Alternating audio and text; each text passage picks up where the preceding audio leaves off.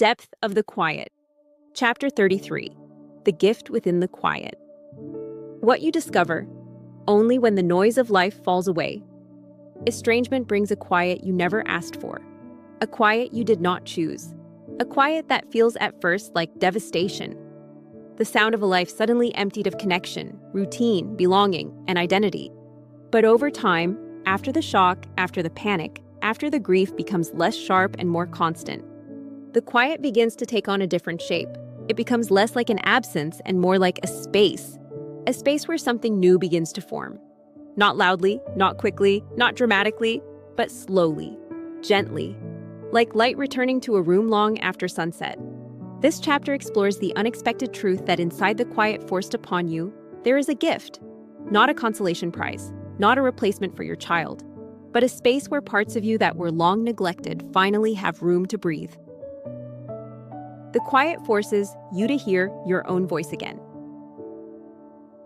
During years of parenting, your voice often lived beneath the noise of responsibility, urgency, caretaking, and the constant emotional labor of being the steady one.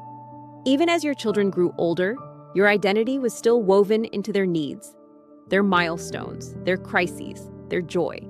Estrangement removes all of that in one violent sweep, and at first, you hear nothing but the echo of your own loss. But slowly, in the depth of that silence, your own voice begins to re-emerge. Not the voice shaped by guilt, obligation, self-blame, panic, the urge to fix, but the voice of your deepest self. The voice that asks, what do I need now? What do I believe? What does my life look like? What do I want to reclaim? In the quiet, your voice returns. That is one of the gifts. The quiet teaches you what was yours and what never was. Estrangement forces a painful clarity. You begin seeing the emotional landscape of the relationship with new eyes. In the quiet, it becomes clear. Some burdens you carried were never yours. Some guilt you absorbed belonged to someone else. Some expectations were impossible. Some narratives were inherited or influenced. Some roles you played came from survival, not choice. Some wounds in your child were not created by you. Some truths you believed were incomplete.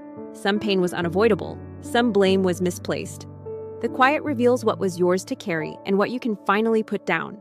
That is a gift, a painful one, but a liberating one. The quiet gives you back the parts of yourself you lost along the way. Parents often disappear into their role. You give your time, energy, identity, dreams, body, years, emotional labor to raising and supporting your children. You gladly do it because that is love. But estrangement, brutal as it is, forces a reckoning. Who were you before the role consumed your life? Who are you now that parts of that role have been forcibly removed? The quiet becomes a mirror, and in it, you begin to see the creative person. The thinker, the dreamer, the partner, the friend, the survivor, the individual, the soul. You were long before you answered to mom or dad. Loss gives you back potential. It returns to you the parts of yourself you put away long ago. This is one of the most profound gifts hidden in the quiet. The quiet reveals what you can control and what you never could.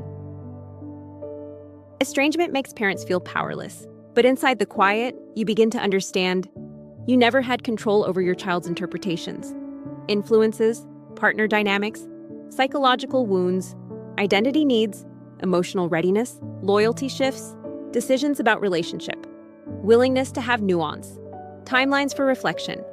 You controlled your love, your presence, your efforts, your sacrifices. The rest was never yours. In the quiet, this truth unfolds gently. I cannot change them. I can only choose how I live. This realization releases the internal war. It creates a new kind of peace. A peace born from clarity, not resignation. And that clarity is a gift. The quiet creates a space for your heart to heal.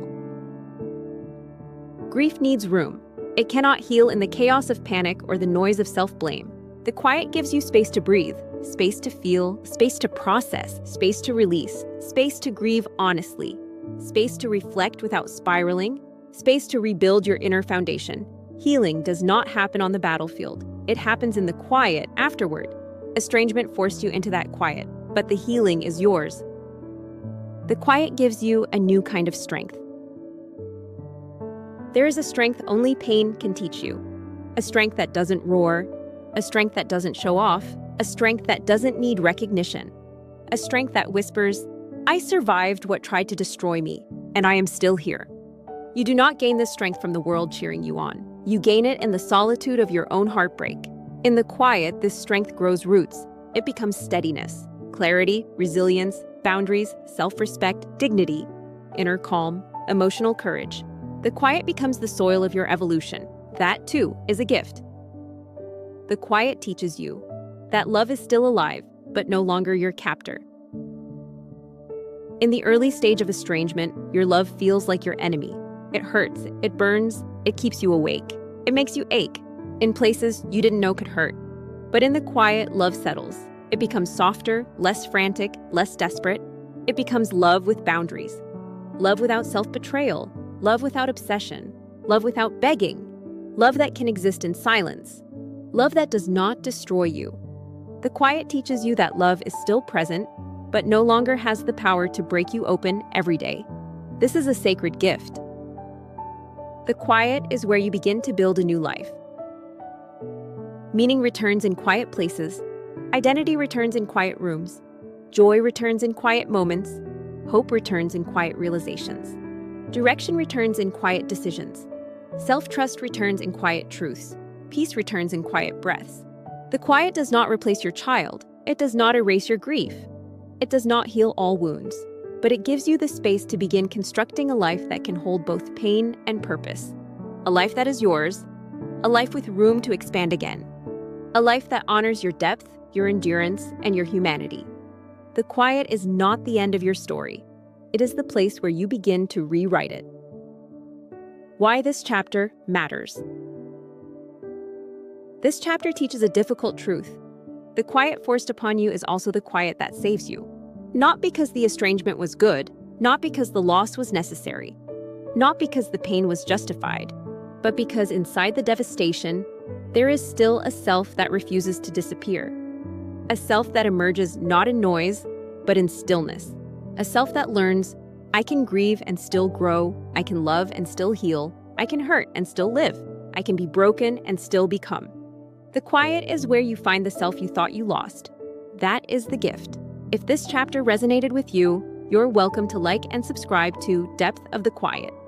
This space is here for you to return to whenever you need it. Whether that's in a quiet moment during the day or in the middle of the night when your thoughts feel heavier than usual.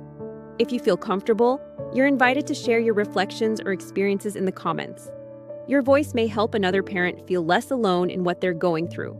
And if today isn't a day for interaction, that's completely okay. There is never any pressure here, only space, steadiness, and support as you move at your own pace. Books and resources. If you would like to go deeper, you can explore Depth of the Quiet by Latina Venus Sidoroff, available in paperback and Kindle on Amazon, for spouses and partners supporting an estranged parent. Standing Beside the Broken by Stas Sidorov, also available on Amazon. Thank you for being here. Take care of yourself, gently. You are always welcome in this space.